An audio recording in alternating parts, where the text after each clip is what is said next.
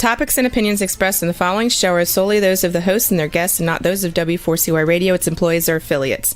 We make no recommendations or endorsements for radio show programs, services, or products mentioned on air or on our web. No liability, explicit or implied, shall be extended to W4CY Radio or its employees or affiliates.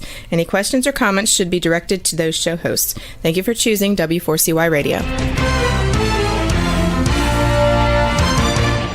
Welcome to the Ask the Expert show on W4CY Radio and Talk4 TV, where we bring you educational information from top local experts in the fields of legal, health, financial, and home improvement. Now sit back and listen to experts in family law, association law, hearing loss, business brokers, home care, along with many other topics. Now here are your hosts, Steve-O and Sophia.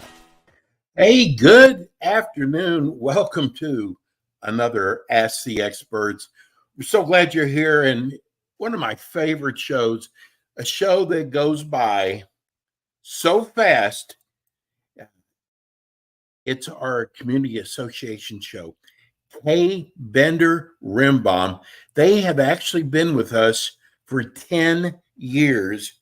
They were one of our first experts, and they started off in South Florida, and they went to Tampa. Of course, they're in Palm Beach, and they're also in Orlando now. And we have shows in every one of those cities. Again, I'm so glad, and I want to introduce you. She's sort of new, but she's kind of not. Kirsten, how are you doing today? Hi, Steve. I'm good. How are you? Did you have a nice Good. Thanksgiving? You know what? It wasn't long enough, right? Always the case. How do you, is it cool there? Oh my God, it was like 50 degrees this morning in the Tampa area. So as you can see, I'm wearing a turtleneck. Yeah, it's, we're here in South Florida and it's cool here too. I got to tell you that your last show you did with us, we had so many questions that people have for your show today. Good. But we even got a call yesterday. Someone wanting to know the phone number to the office and had a question for you. I hope she calls back today. But I thought that was really interesting that she called on a different show yesterday. Oh, it's funny. Yeah. Yeah. So, Kirsten, tell people, you've got a great background. Tell people about Rimbaum. Sure. I mean, we are the firm is originated, like you mentioned, in South Florida, Pompano Beach, Florida. We currently have 21 attorneys. Most of them are in Pompano Beach, but we have an office in Palm Beach Gardens, in Orlando, which is managed by Alan Schwartz, a fellow co-host on the show. And then I'm the managing partner here of the Hillsborough County office, which is located in Tampa. Now, have you always been in Tampa, or were you here in the Pompano area? Yes. So I started with the firm in the Pompano area in 2010. So Wow. I recently moved to Tampa to head the Tampa office, but I've been with the firm for going on 14 years. Wow. Yeah. I got to tell you, I love your firm, and God, you have got to be so busy because even though that you're in 3 of our 12 markets, we are getting questions. People don't understand all the new laws that are happening in Florida. And maybe you can tell people about a few of them, and then we'll go to the phones. Sure. I mean, I think, I'll mention a few, but I think, as you know, we do a lot of, webinars and courses. So one of the courses that we do teach is a legal update. And it is a 2-hour long course, which is why I can't, tell you now all the changes in the laws because it takes about 2 hours. So I definitely encourage those that want to know about all the new laws to go on our website and look at, find when we're teaching the legal update next. Yeah, I guess let's go to the phones. We have a caller on the line. Let's go to Joel. Hi, Joel. Hi.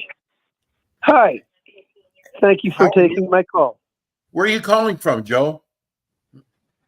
Calling from West Palm. Okay. And you have a question for Kirsten?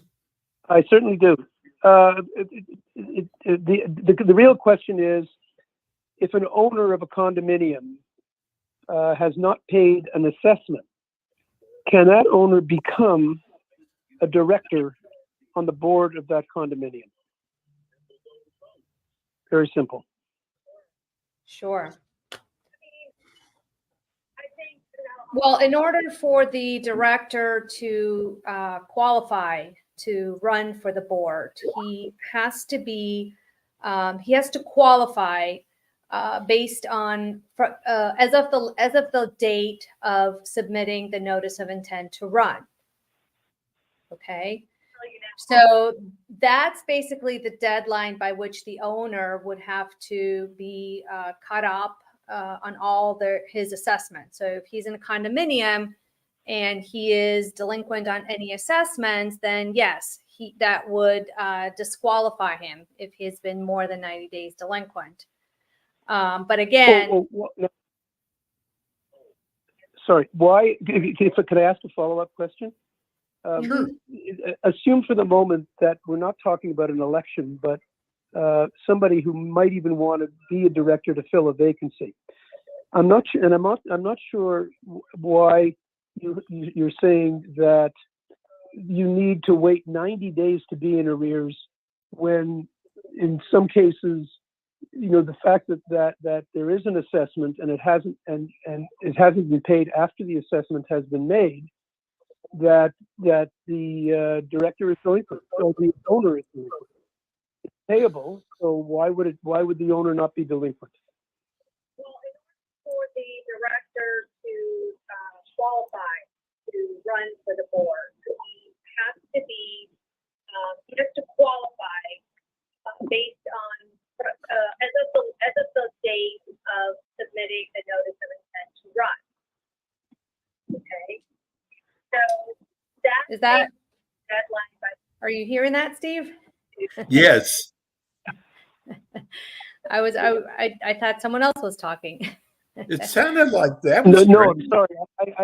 I have you on video, but our conversation is in real time, and the video was somehow delayed. So okay, gotcha. maybe turn it down so we don't get the feed. But I can see you. So my question is, why is a director not delinquent once an assessment has been made? Because at that point it becomes payable, and I don't understand why that owner, if he wants to qualify as a director, even to fill a vacancy, needs to pay the assessment so that it would not she would not be delinquent.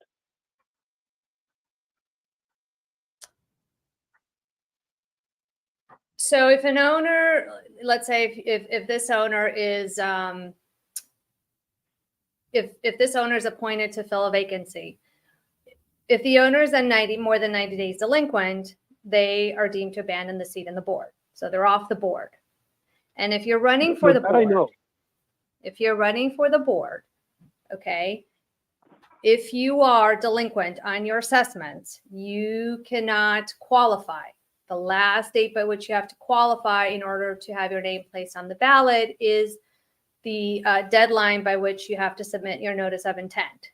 So as long as you are current by that deadline, you're good to go and your name can be placed on the ballot. Okay. If you're not, then your name will not be placed on the ballot, or shouldn't. Okay. So if you're already on the board, you can't be removed unless you're 90 days in arrears. But if you aren't on the board and you want to become on the board, you have to pay whatever the assessment whatever the assessment is, regardless of the delay. Once the assessment has been made, you need to pay it in order to qualify to become a director. Is that right? Correct. The last date would be Okay. the deadline by which you have to submit your notice of intent to run. Right. Or the relevant date on which you want to become a director, even to fill a vacancy, for example. But I got you. Okay. So there's two scenarios. One is you're already a director, and the second scenario is you're not a director, but you want to become a director. Right. Okay, great. Thank you. Thank you, Joe. You know, it was happening before because I'm watching you. Kirsten and I are on the TV version, and he actually had his sound up too high. Right. And it was crazy. I'm going, wait a minute, her mouth I was trying to isn't give moving. someone else the opportunity to speak. That was crazy. We've got so many questions that people have written in. For some reason, I guess maybe there must be a lot of people listening and watching the show, because our last show, not that you and I did last show, I think I did with the Pompano people. I was saying, what's happened? I don't hear about animals and pets, animals anymore. We used to get so many questions, and it just kind of stopped. Well, this time we just got bombarded with questions about service animals. Can you walk us through that again? It seems like a lot of people don't understand what a service animal is, what you are allowed to have on property and what you're not allowed to have on property. Sure.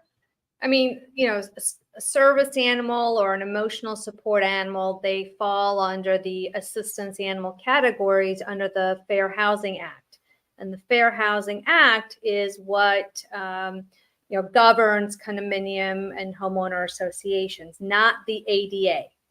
Okay, so sometimes that creates a lot of confusion. The ADA applies only to places that are open to the general public. So airport, libraries, restaurants. It would not apply to condominium and homeowner association communities, okay? Which are,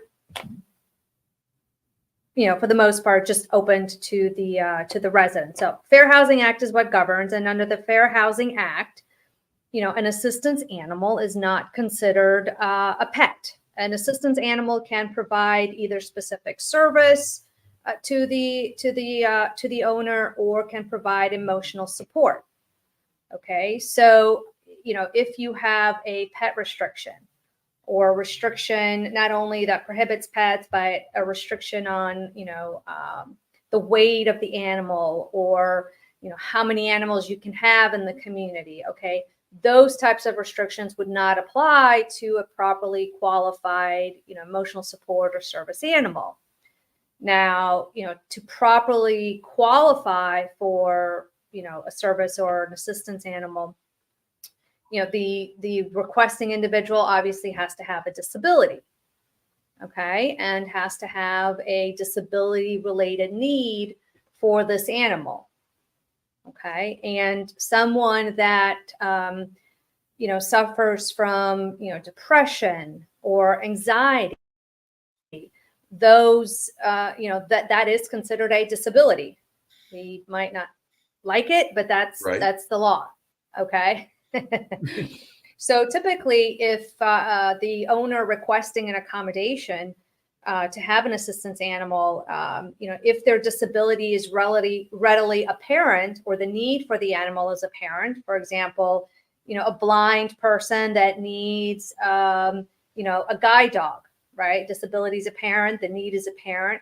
Then in those instances, if he's requesting an accommodation, the association has to grant the accommodation.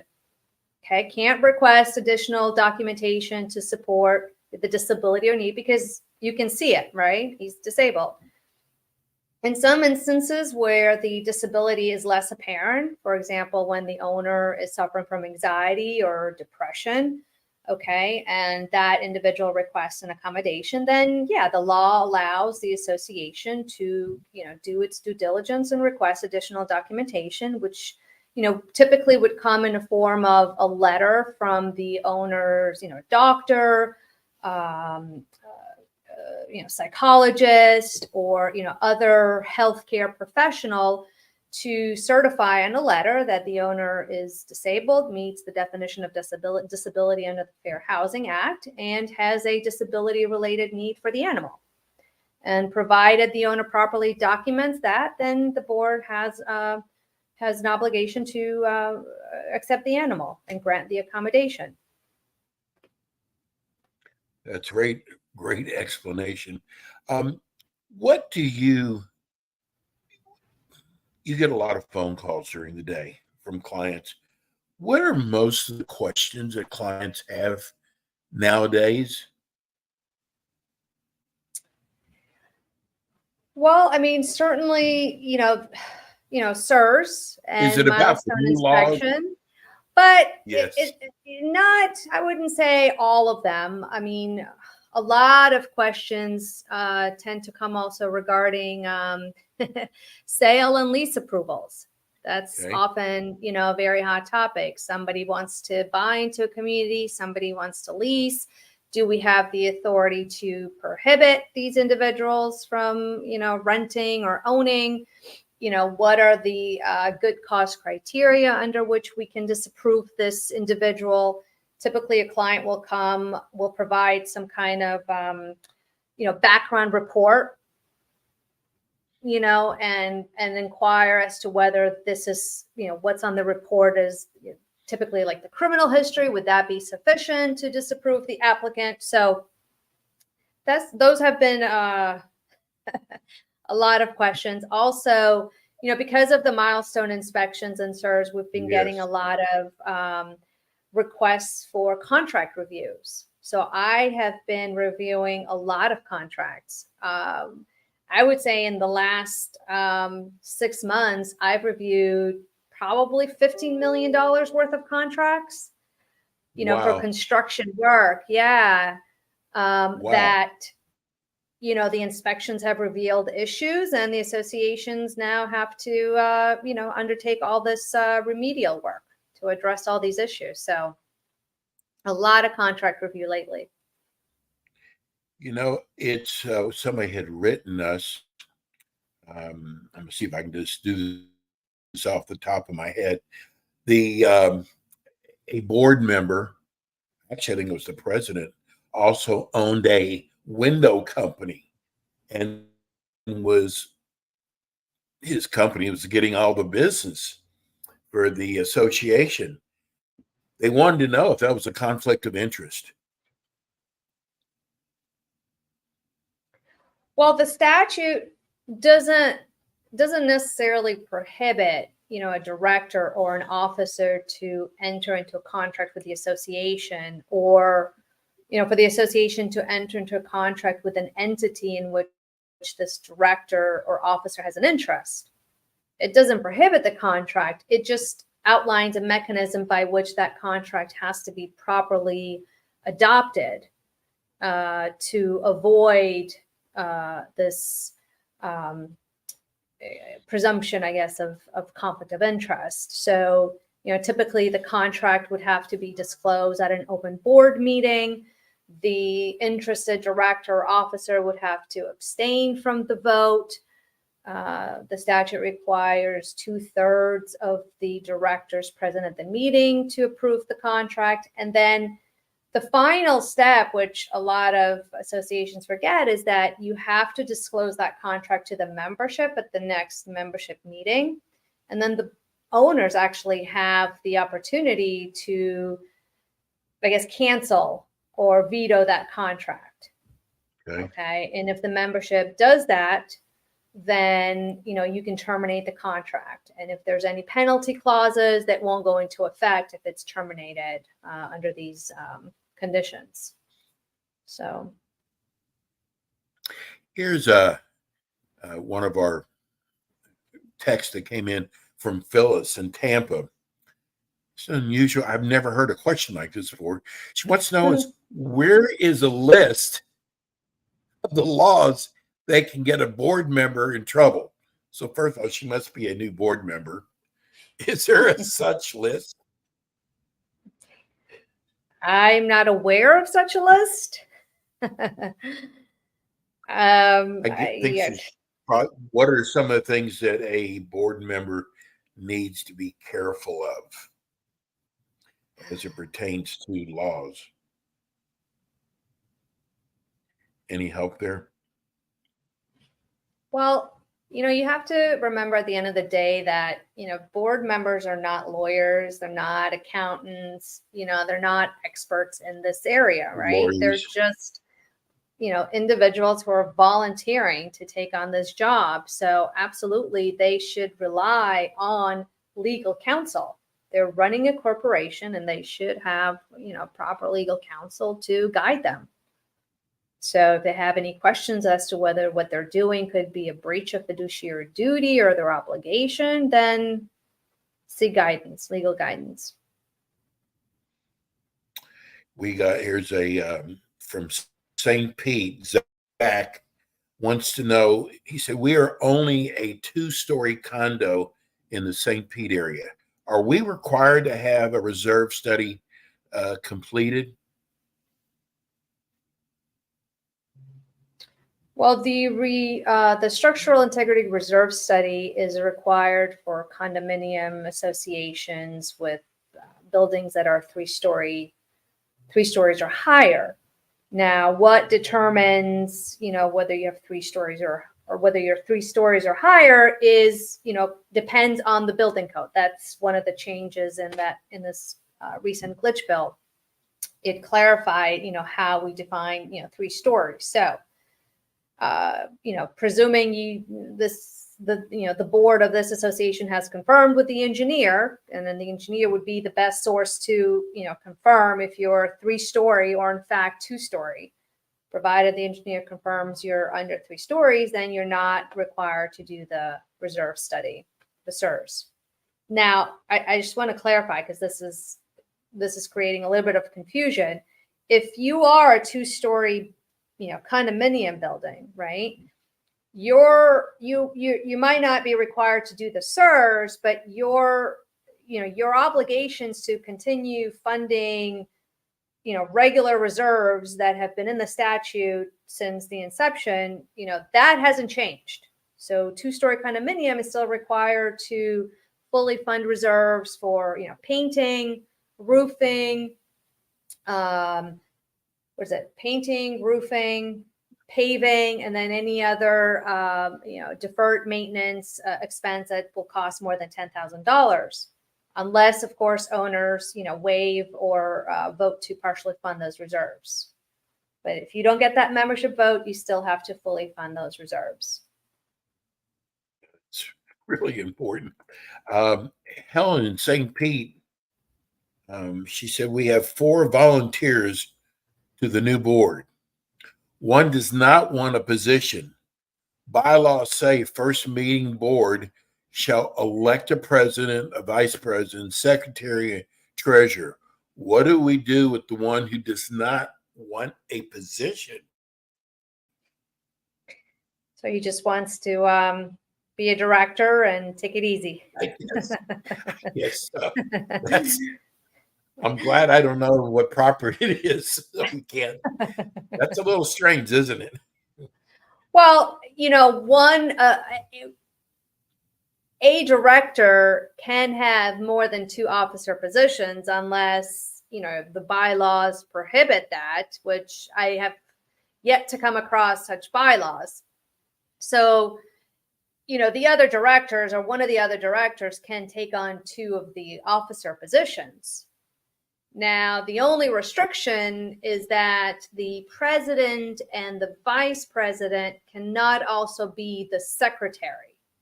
So president cannot be the secretary and the vice president also cannot be the secretary. And the reason is because one of the functions of the secretary is to attest the signature of the president. So when the president signs a contract, there should typically be a signature line for the secretary attesting the signature of the president. So you can't do that if you're the same individual. So other than that, I would say any other director should be able to serve as two officers. We just got, wow, this has never happened before. We just got a text. The text wants to know if they hire your firm, can they request you? Most certainly. How about And that especially, and especially if you're in the Tampa area, you have to deal with me. Sounds like they want to. That's a nice compliment. That sure is. Let's go to Paul on the line. Hi, Paul. Hey, how you doing today? Good, buddy. How you doing? I have so far so good. The question I have has to do with House Bill 919 and the fining. It states in the bill that the letters that go out to the homeowners that you are sending those letters to include the infraction that it's caused, the correction that should be made, and it turns around that says it should have a date for the hearing on that.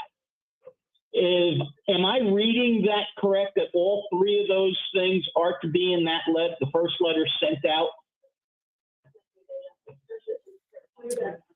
So I don't have the exact language of the statute, but, let me just kind of, quickly run through the fining process. It's a two-step process to simplify, right? There's the board of directors that adopts the fine.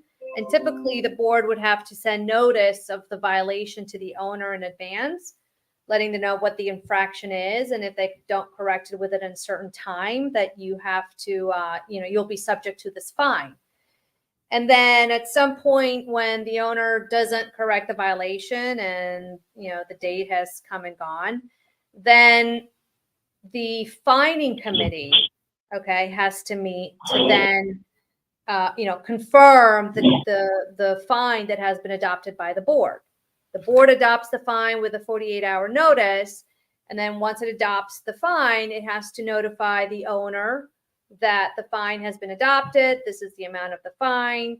This is the infraction that, you haven't corrected, and then provide a date for the fining committee hearing at which the fining committee is going to meet and then decide on the fine.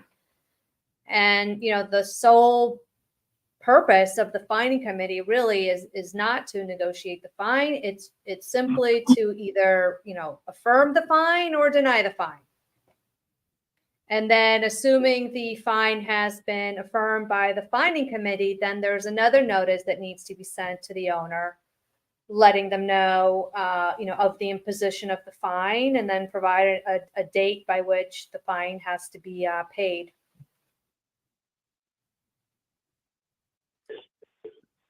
Does that answer your question, Yes, Colin?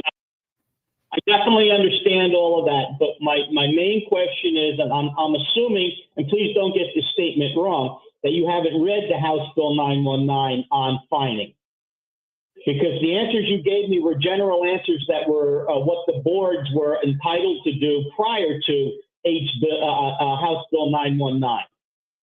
That's why I was trying to find out the clarity on that, because the statement on that obviously is yes, everything you said is correct. The times, you got 14 days, you send them a notice. Once you send that notice, they have 14 days to comply on a notice. After the 14 days they haven't complied, you have to turn around and have the hearing. That hearing date is sent with the fine notice that you have 14 days to correct it. And after everybody, the board and the committee have that meeting and they assess that, yes, the fine has to be done. The individual that is being fined has to get 5 days notice before they can be fined. And the fine itself, they can't just determine how much the fine is. They're limited to $100 a day. So, they can't just pick a number out of their hat. Oh, I'm going to charge you $250. Maybe I'll charge you $500. No, it's $100 a day for as long as the fine goes, up to $1,000. After $1,000, there's no longer any fining of going on. You can't charge them more than $1,000. Also, unless it's $1,000, you can't lien either. But I mean, the House bill, that's why I was curious on the House bill, because they kind of outlined it pretty specific, and I wanted to make sure I was reading it correct. Sure. I mean, yes, I've read it. I don't have the specific language in front of me. You know, I'm happy to take a look at the specific language and get back to you if you want to give Steve your email. Absolutely. But in terms of the fining amount, I mean, yes, you're correct. If you're talking about HOA, the statute does limit the fine up to $1,000, and you can't lien for any amount less than $1,000, unless your governing documents do allow for fining of more than $1,000, or gives you the authority to also lien and assess for that fine. Okay, but that again, that's only for HOAs. Yeah. Yeah, I from what I was reading in the document, that's why I was hoping I can get clarification from you. It basically states no matter what your document says as far as your fines. If your documents say you can go to $1,500, according to the House Bill 919, it's stating that you can only go to $1,000. That's another one of the clarifications I wanted. Sure. I mean, go ahead and give Steve your email, and I'm happy to get back to you on those. Yeah. Thank you very much. I appreciate it. Sure. Thanks, Paul. A little bit on the lighter side. How do I get? We have Lyle. He wants to know what happens when you have a shady board that never has meetings. A shady board that never has meetings. Vote them out. I mean, that's definitely an option. You can file an arbitration action against the board to force meetings. There are statutory process you can follow to compel a meeting if a certain amount of owners petition for a board meeting, that depending on if we're talking about condo or HOA. So there are some options to force a board meeting. There are some meetings that have to be held, aren't there, during the year? Well, at a minimum, the association has to conduct an annual meeting, but that's a meeting of the membership. That's not a meeting of the board. Hopefully the board at least has a meeting to adopt the budget. Okay. Oh, here's one's really that I was curious to know about. This is Abraham in Tampa. Wants to know, he lives in a condo. He's very upset about they're not allowing him to fly his Israeli flag. And he wants to know, can the board really not allow him to fly that flag? Well, the statute does allow for an owner to display certain flags and provides a list of the flags, but a foreign flag is not among the flags that the statute allows owners to fly. So it would typically be a flag of the United States, a flag of one of the armed forces, that type of thing, but not aware of a foreign flag, unless the association has other rules in place. Yeah, I'm sure it's like architectural guidelines of some sort, that address flags. Let's go to, this is another nice, Larry in Tampa. Love your show. Does moving money from one reserve to another require a percentage votes by the board? Moving money from one reserve account to another. So I presume Is this a condo? Did he say? It has to be a He condo. did not say. We're trying to get him to tell us that.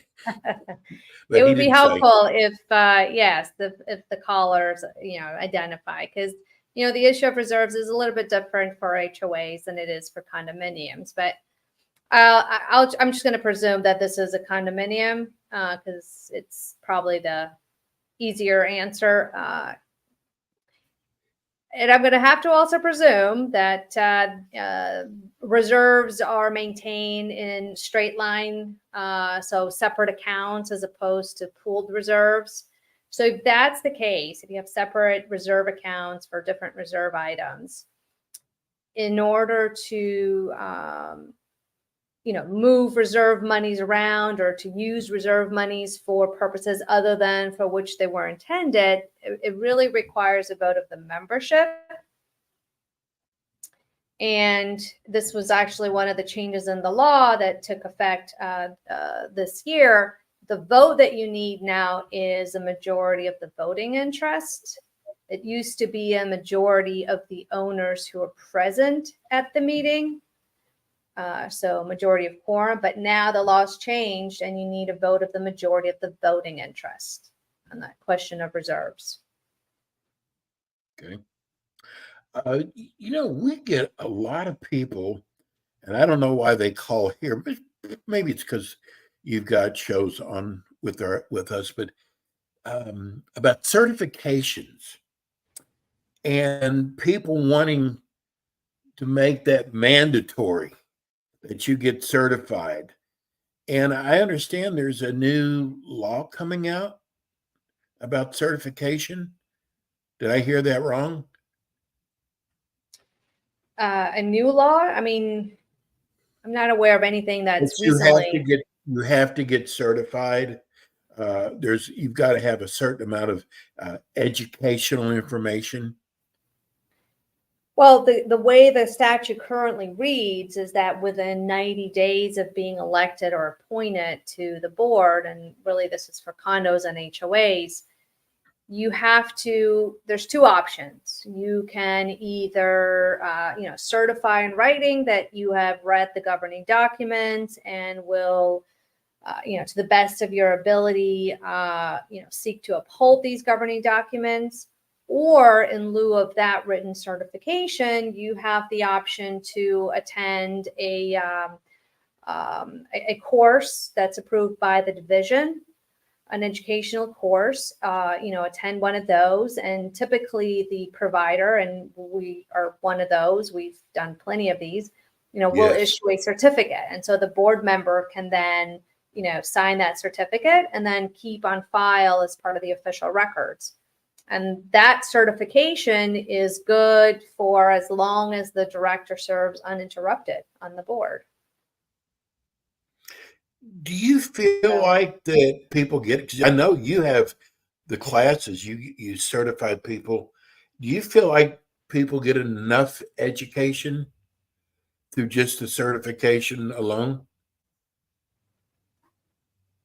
I mean, I tell you, every time we do these classes, we have hundreds of attendees, hundreds. 400, 500. So I have to believe that board members are being, proactive and trying to get as much education as possible. So, which we encourage. Yes. And by the way, we are showing what you have coming up for this month, for the month of December. And I think it's amazing. It's so wonderful that Kay Bender puts on all these events, these classes at no charge. And it's amazing the amount of time, free time that you all give up for these classes. Oh man, I'm actually teaching a class on Thursday. It's a condo board certification class. It is a 2-hour class. We prepare the slides for every class, which we provide to the attendees free of charge, has all our notes. And I can tell you, for example, for this class, there's 186 slides. It Wow. takes a long time to prepare. Wow. Yeah. And you do this every month and you usually have 3, 4, 5, 6 different classes each month. And I just think it's wonderful that all of you all give up so much of your time. And there's always free eats there too, aren't there? Now let me get back to our letters. We got Kelly in Clearwater wants to know, does everyone in the house have to be approved by the board? Does everyone in the house have to be approved by the board? Well, are we talking about, renters? Are we talking about, an I assumed it owner? was renters. That's what I assumed. Yeah, it could be owners and, co-occupants, or, are we talking about guests? But, the question as to, do they all have to be approved? I mean, you'd have to look at your governing documents to see if there is authority in the documents for the association to require these individuals to submit an application, go through the background check, and then, potentially disapprove if these individuals do not meet the, qualifications of the association. So, that's going to be very document specific. It's amazing. We just got another message from a listener, and we usually get about 3 or 4, maybe 5 a month. People, like we just had one before about shady board. Here's one. What are red flags to look for with a board that we think are, they use embezzling money? I mean, what do people do? They can't go to the board to do this. What do they do if they think there is a problem? Well, I think if there is some instance of embezzlement, in my experience, not the entire board is necessarily involved. Yes. Typically right. That's, a treasurer. And we've had clients where that's happened. Hopefully your association, if you're a condominium, you have to have fidelity bond insurance. And if you're an HOA, well, you're required to have fidelity bond unless, of course, the membership, waives that requirement. But fidelity bond insurance basically, would cover the association in the instance of, misappropriation or embezzlement of funds. It would cover any individual that basically touches association funds, your directors, your officers, your property manager. So, you could have, you can make a claim and hopefully be made whole in that instance. And, sometimes, boards will pursue criminal action against the director. I've seen it happen. So. Kirsten, it's amazing how fast the show goes by with you. That is true. Let's give everybody the main number that they can reach any of the markets that you're in. Sure. Just call 954-928-0680. That is the Pompano Beach office number, but with a switch of a button, the receptionist can direct you to any one of our offices. So that's the main number. And I got to throw in there, it's your customer service is just top gun. When I come to the Pompano office, there's always 3 women sitting right there. Sometimes you walk in the office nowadays, there's no one sitting there at all. But customer service is so important to your firm. Also, people must check out your website. Your website has more great education. That is true. Yes. A lot of great resources, from articles to, all the recordings are there from past courses that you can easily access. And, certainly if you attend any of these courses, you get the slides or, the course materials all free of charge. So definitely encourage your listeners to go on our website. And you can go there also to reserve space in any of your Mm-hmm. classes, which is really good. The website is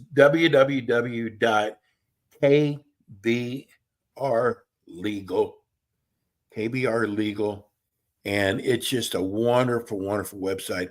Hey, I can't wait to see you again next month. Have a wonderful holiday. Great job. You feel a lot more comfortable Same now, to you, right? Steve. Yes. Yes. By the way, our next show is right after Christmas. So Well, we'll see you then. Thank you so much, Kirsten. sounds good. Thanks for having me. That's our Kay Bender Rimbaum show. And, they just wealth of information. We are so glad we have them. We'll be back again with you next week with more Ask the Experts. Stay safe. Stay warm here in South Florida. It's a little cool out there. We'll see you soon. Thanks for tuning in today to the Ask the Expert show on W4CY Radio and Talk4 TV. Tune in next week and every week to hear more from our experts on personal injury, insurance, air condition repairs, estate planning, Medicare, and many other topics in the areas of legal, health, financial, and home improvement. See you next week.